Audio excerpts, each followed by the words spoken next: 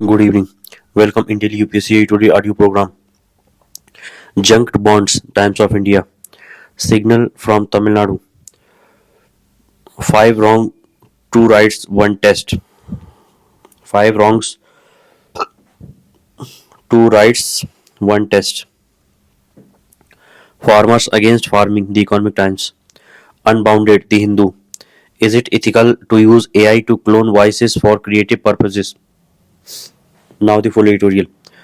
Junked Junked bonds, The Times of India. Supreme Court opens the door to reforming political funding by burying electoral bonds.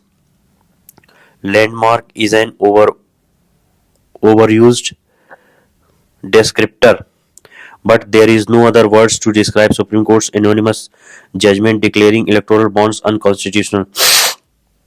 Supreme Court upheld the principle of transparency in political funding. The judgment may not entirely clean up funding, but it is a great start. Transparency is non-negotiable.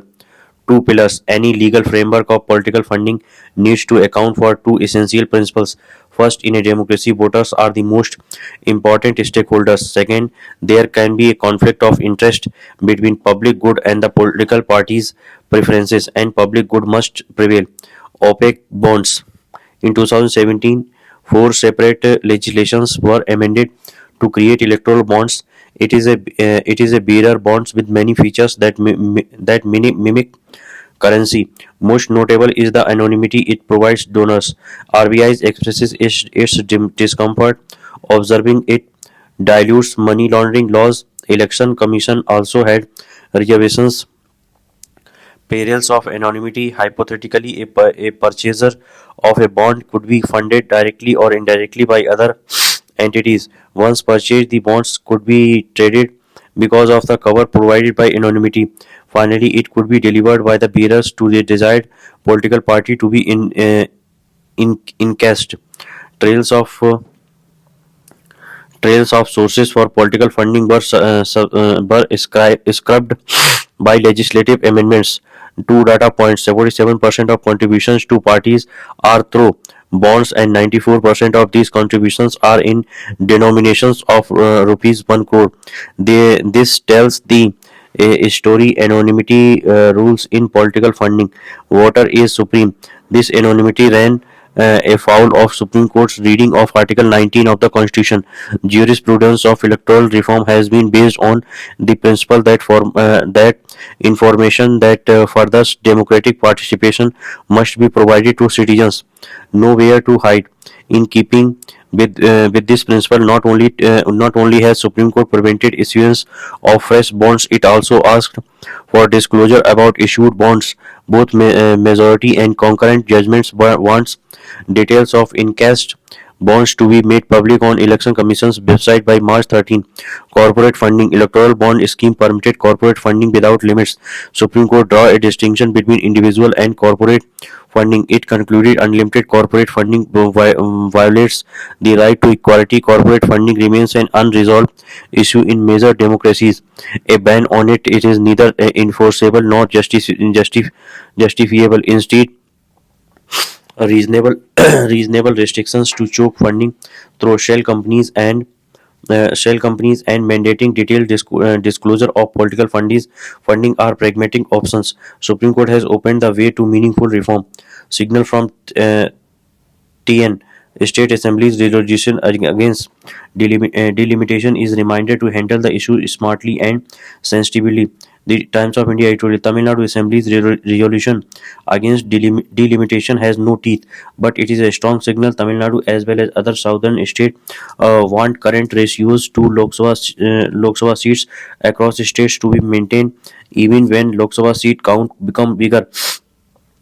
BJP will say this is against the spirit of the principle of that every vote has equal value. Southern parties will say since Mr. Gandhi froze that appointment to 1971 census, and since Vajpayee extended that freeze again, a repeat of the same strategy is no big deal. Basically, Basically, what is this mean is that if delimitation is to be done after 2026, after the long delayed census happened, center must have extensive cordial and creative dialogues with all stakeholders. If BJP comes back to power in Lok Sabha election this year, it must keep in mind that just because populous northern states are its stronghold, it can't railroad South's concern. If some opposition coalition comes to power this year, it should similarly remember short-changing BJP won't lead to a trouble-free solution. This is tough. Politics is polarized. Federal faultiness have deepened in recent years. There are clashes over fiscal autonomy, remit of governors, roles of police and central agencies. But precisely because it is tough, it is also hugely important. At stake is nothing less than all-round political acceptance of the electoral system at the heart of India's democracy. Each voter matters equally in a democracy, but balance between reasons is also crucial to avoid sub-national tensions from erupting. Give South's sensitivity to gain and losses from delimitation. It will be wise for Neolithics to proceed with caution and transparency, a spirit of proportion rather than a winter takes all mindset. It needed for an enduring democracy to remain one nation. Parties needs to trust each other and work in collective interest. Five wrongs, two rights, one test. What are the key points in the takeaways from Supreme Court's 228-page judgment? An explainer. Jay Vinayak Oja and Aditya Prasanna Bhattacharya. The writers are with the Center for Legal Policy. Announced by Center into announced by Center in 2017, electoral bonds enabled individuals to anonymously donate money to registered political party by purchasing electoral bonds from SBI, which parties could encash. Parliament formalized this by amending several legislations. It was challenged in Supreme Court by elections watchdog ADR and MP Jay Thakur. In its landmark verdict, Supreme Court struck down the scheme and all associated amendments. Now, no new bonds can be issued. Uncashed bonds must be returned to SBI and refunded to donors. What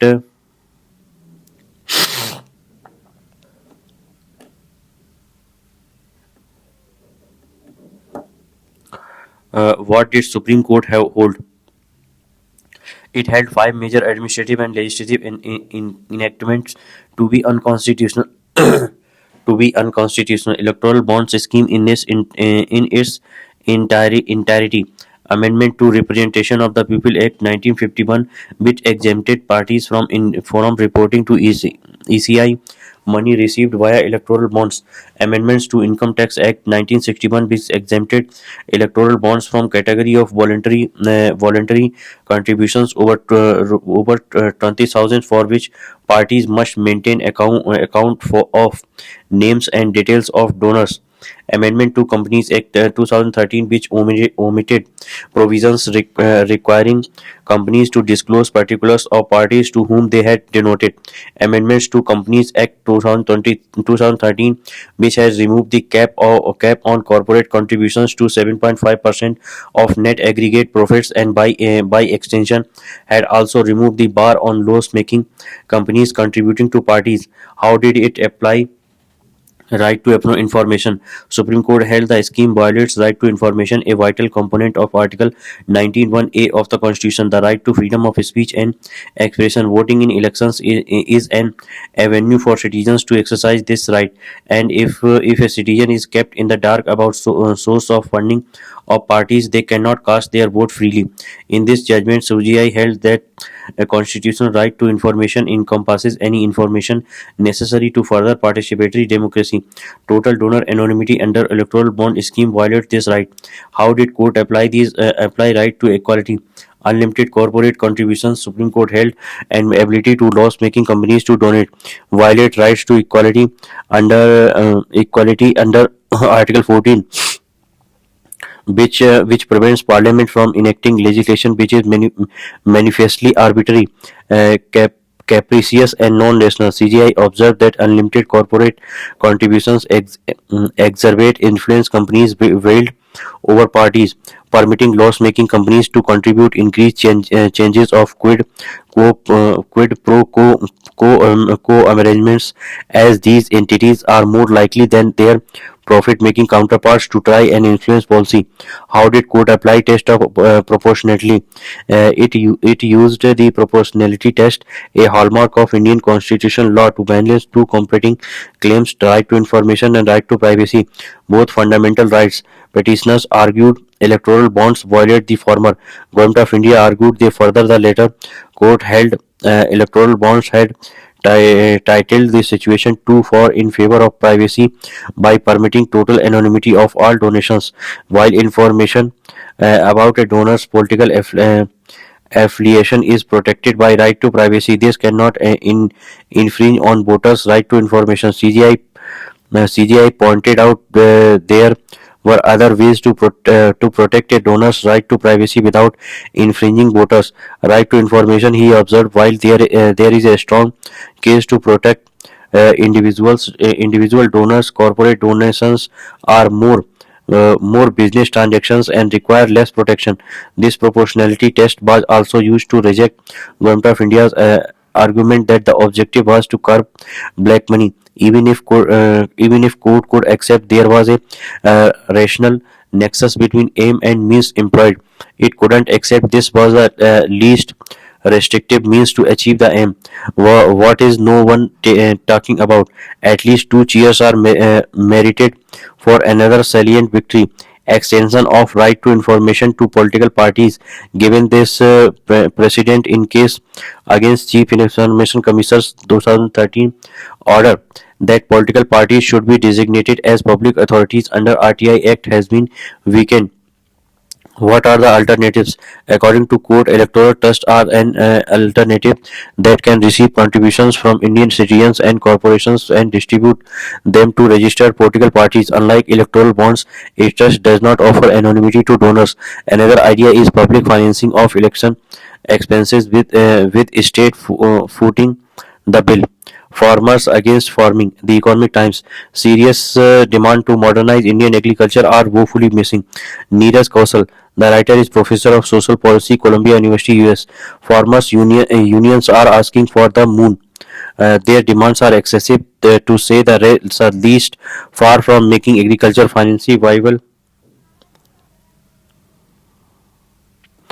as the agitating farm leaders have claimed. These demands, if accepted, will actually ruin the agriculture economies of Punjab, Haryana, and UP. These states, whose farmers are leading the protest, if they had done the maths, representative of the 200 farmers unions participating in the protest would have realized that Government of India cannot meet their list of demand without risking a severe fiscal crisis, sabotaging rural banks, and disincentivize and disrupting migration, which is the bedrock of farming in the three stages. Giving into the farmers' demands would be most irresponsible. Take the demand that daily wages under Manrega be increased to rupees 700 a day, with 200 days of guaranteed employment a year against the percent 100 days. The wage demanded is almost twice the Manrega wage in Haryana and more than three times a rate in Bihar, UP, and Odisha. The three states that send most migrant workers to Punjab and Haryana. Farmers should pray that the Modi government rejects this demand. If this demand is accepted, farm workers in Bihar, Odisha, and UP could get six times that maximum they currently receive under Manrega annually. Their daily earnings under Manrega would be at least 50% more than the average skilled wage in Punjab and Haryana. So there would be little incentive to migrate to distant states that often involves living in centuries away from their families. Without economic migrants, bias most economic activity in farm as well as non-farm sectors in these states could come to a halt. There is also the fiscal effect of an expanded Manrega budget estimate of Manrega allocation is 2024-25 is 86,000 crore. Farmers' demand is to increase the size of the program six-fold, threefold increase in daily wage times, twofold increase in guaranteed employment days. But because it is a guaranteed program, many more workers would prefer to work in a expanded Manrega instead of working in a private sector. An expanded Manrega that the farmers unions are demanding would cost the exchequer between 5 lakh crore and 8 lakh crore. That is just the cost of one of the several demands. Unions are asking for a pension of 10,000 per month or 1.2 lakh a year for to all the farmers and farm labor aged 60 or older. Compare this to the existing public pension scheme for the poor non-contributing scheme that aged 60 to 79 get a pension of 300 a month and 80 plus a pension of 500. There are valid arguments for raising public pension for the poor as the current level are small and demeaning. But that's a topic for another column. Here, the issue is why should Government of India create a public pension scheme for farmers that is 30 times the existing non-contributory non-contributory public pension scheme for the poor. India has 15 crore people aged 60 and older, and 71% of them, on around 11 crore, live in rural areas. Thus, the annual total cost of the pension scheme the farmers are demanding would be close to 12 lakh crore. Just these two demands will dig a hole of 20 lakh crore in the union budget. To put this number in context, in 2023-24, Government of India's total expenditure was 48 lakh crore and total revenue received 31 lakh crore. Other than borrowing, it is difficult to put a tag on all the other demands, but the list is long. Farmers unions are demanding full loan waivers for farmers and laborers. Cost on the exchequer bill depend on what is covered under full. Would it be limited to current loans or for all the future loans? Just for their loans for future loans of farmers and their children and grandchildren. Other demands include enactment of a law that guarantees MSP and open-ended procurement for the 23 crops under MSP. Nationwide implementation of Land Acquisition Act of 2013. India's withdrawal from WTO and freeze of all FTAs, even those that may be helpful to farmers. Clearly, unions have cobbled together and set out demands without any concern about their consequences on Indian agriculture, fellow farmers across the country, and the economy overall. Farmers in India, as in other parts of the world, are politically very powerful. Unions Unions representing unions requesting farmers in northern India have been emboldened after their year-long protest 2 years ago when they forced to Modi government to withdraw these farm laws. They appear to be under the impressions that they can ask anything and Government of India will kneel down to please them.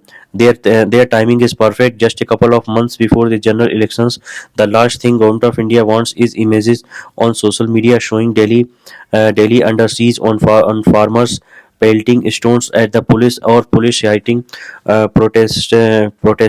protesting farmers. What is missing is a serious set of demands that will help modernize Indian agriculture and bring prosperity to rural India. Unbounded, The Hindu. The electoral bonds verdict is a blow for freedom of expression. Anonymous donations of high value tend to undermine electoral democracy and governance as they facilitate a quid pro quo culture involving donors and beneficiaries. In striking down the electoral bond scheme, EBS, under which anyone could buy electoral bonds and donate them to political parties for encashment, the Supreme Court of India has recognized this malice and struck a blow for democracy and transparency in political funding. The court found that the entire scheme violates the constitution, especially the voters' right to information. It further found manifestly arbitrary. The amendment to the Companies Act that removed the cap of 7.5% of a company's profit that can be donated to political parties without any requirement of disclose detail of the recipient parties in its profit and loss accounts. It has also mandated disclosure of donation details since 2019. The judgment is one more in a long line of verdicts the court has handed down to promote voter rights and preserve the purity of elections. In its earlier interventions, lead to the featuring of the none of the above option on the ballot, the removal of the protection given to legislatures from immediate disqualification on conviction for a criminal offense, the mandatory disclosure of the assets and criminal as antecedents of candidates in their election affidavit, and expedited trials for MPs and MLAs involved in criminal offences. The court's reasoning is accept,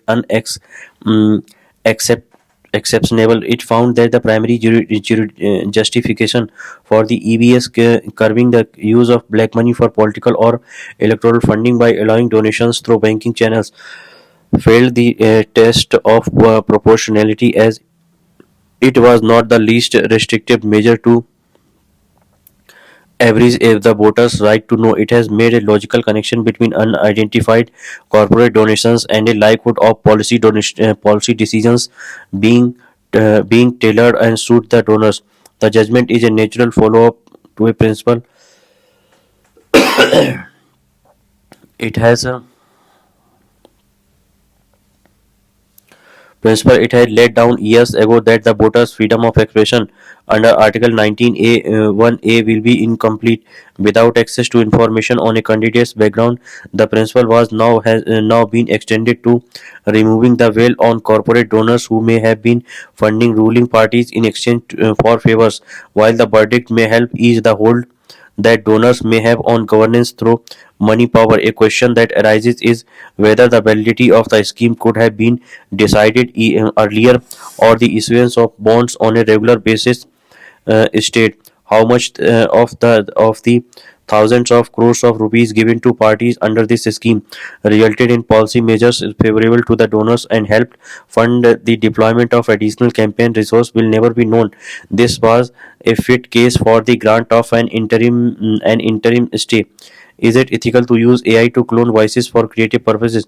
Sri Sravanam and Haricharan Sheshadri. Sravanam is a sound engineer and music producer, and Sheshadri is a playback singer.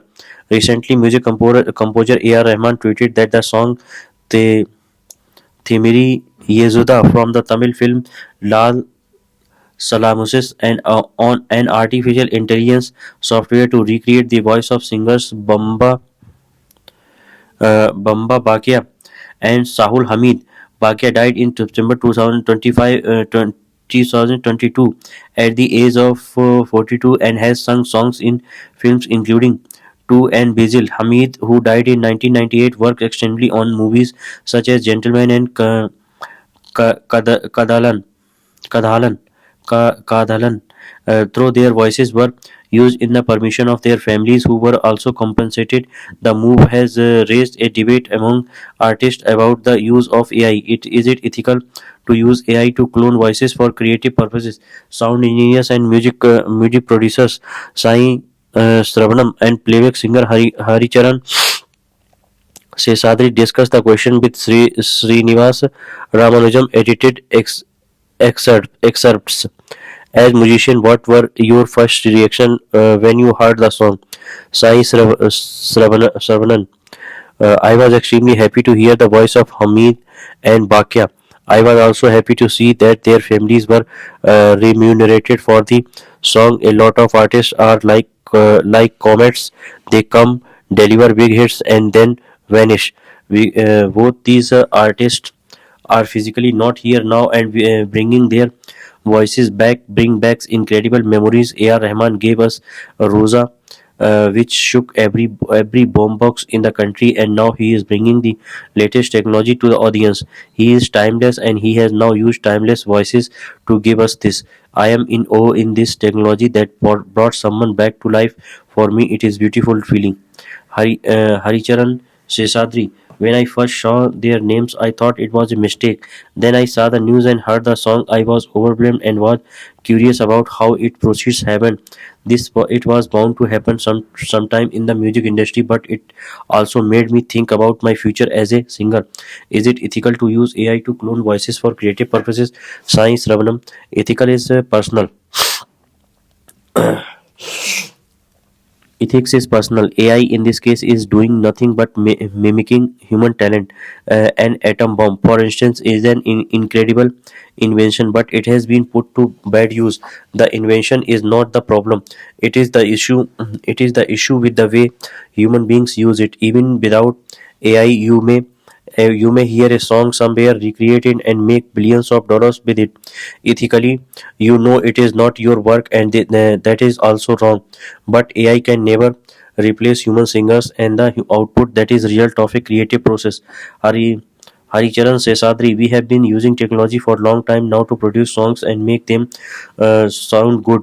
Even the auto tuner that in common in the music industry is a form of AI. It corrects notes based on the input given, a process to legalize the use of voices and safeguard the intellectual property of every person and voice needs to be in place.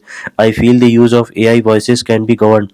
The other aspect revolves around permissions. If a person is alive and approachable, an AI tool needs be used, but if the person has passed on and their voice needs to be recreated, their family and friends needs to be aware that such a thing is happening and also be properly compensated.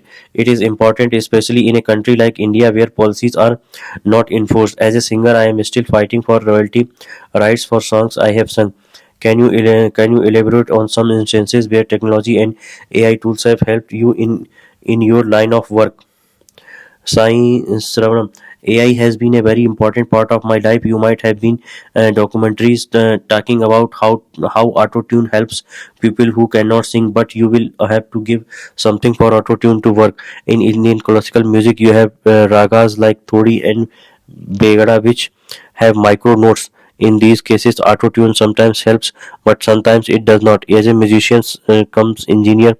When I know how to use the tool correctly and feed the right settings into the music procedures. I have been successful in using autotune even in the rag like Mia Malhar or Thodi. It is up to us engineers to use it properly. These days, I sometimes get 200 tracks of audio with many musicians recording them in different places. They are of different quality. Some are very loud and some very quiet. It is overwhelming to hear 200 tracks that are not standardized. If we put them all into the plug-in, it levels everything so that I have an optimal mix that my session requires. AI saves me at least 7 hours of work, and I can concentrate on creativity. Today we have a smart dynamic processor, and that helps us save time. If I didn't have these tools, I don't have the luxury of delivering an incredibly sounding master within the deadline. AI as a tool has helped me greatly in areas that are not creative driven. It has helped me in mundane activities. Haricharan Sesadri. AI does not help only in music. Recently, a presenter used ChatGPT to come up with 75 questions to pose to me.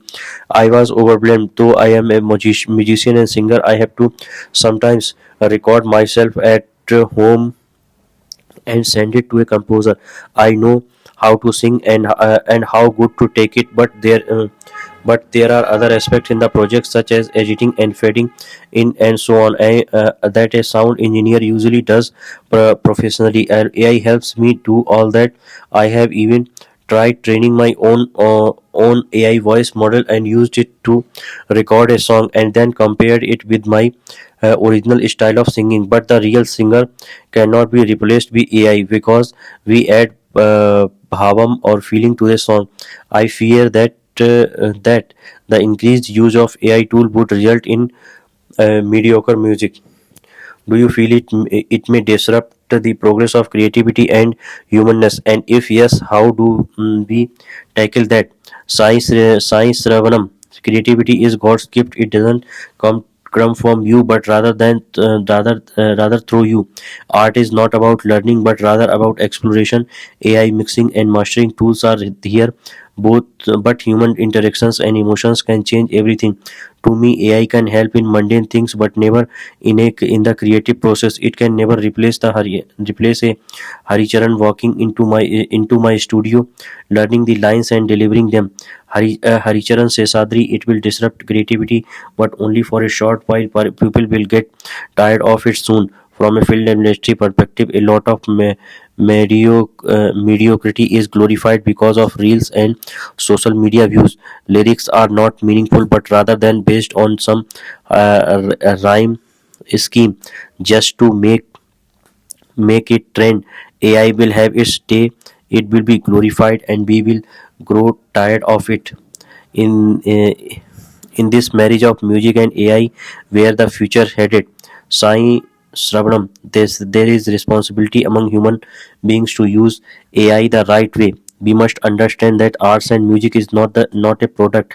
It has unfortunately become a product. The human brain is about perception, and what I hear today as a sound engineer is not what I hear tomorrow. A computer can only give one output, and we should realize that arts is not just a memory making industry. Haricharan Sadri, there needs to be a AI ethical uses born in every industry. Deepfake videos are also posing a threat. So, so there needs to be some kind of regulation. All intellectual properties needs to be registered. Tomorrow, someone might be able to use my voice for a song without permission, and I should be able to sue them through proper legal channels. Thank you.